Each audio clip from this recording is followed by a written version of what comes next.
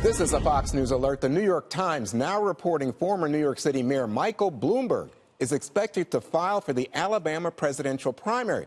The deadline tomorrow. It's fueling more speculation that Bloomberg is preparing to run in 2020. Katie, what do you make of this? Well, the deadline is tomorrow, so this could be an insurance policy after we get past the next debate, which is November 20th, for him to look at the field and see if it's weak enough that he can maybe get in. There's been a lot of talk about whether the front runners can really make it, whether Joe Biden can get over the finish line, beat Trump, Elizabeth Warren with this massive $52 trillion Medicare for All plan. And even Hillary Clinton has been asked in the recent weeks if she's willing to jump in. She says she's not taking up professional running at this time.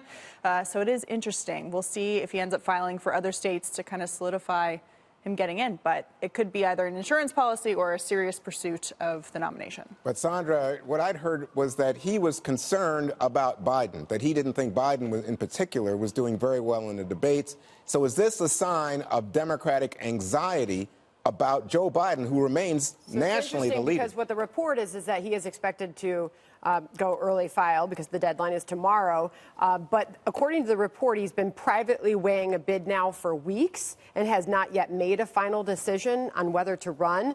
The New York Times also talking about if he does enter the race, he would really deepen the debate on the Democratic stage about income inequality, corporate power in America. He's a very, very wealthy businessman and former New York City mayor. It could change a lot of things. Yeah, he can also be looking at...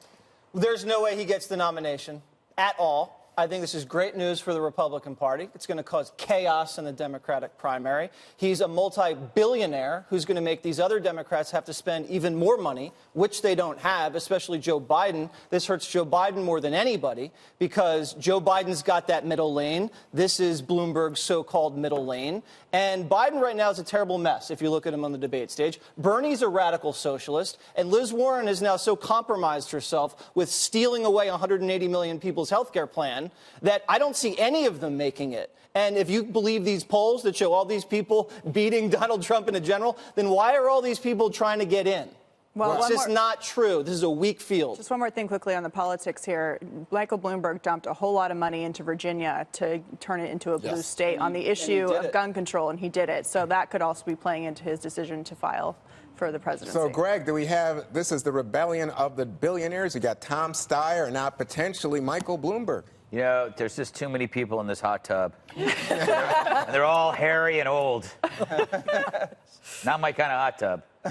Wait, so you wouldn't vote for either of them? I actually don't mind Bloomberg, even though he's kind of a nanny. He was a nanny mayor. He was telling people how to live. He was constantly enacting new rules and regulations. I don't know if he was part of the selling of banning the selling of single cigarettes.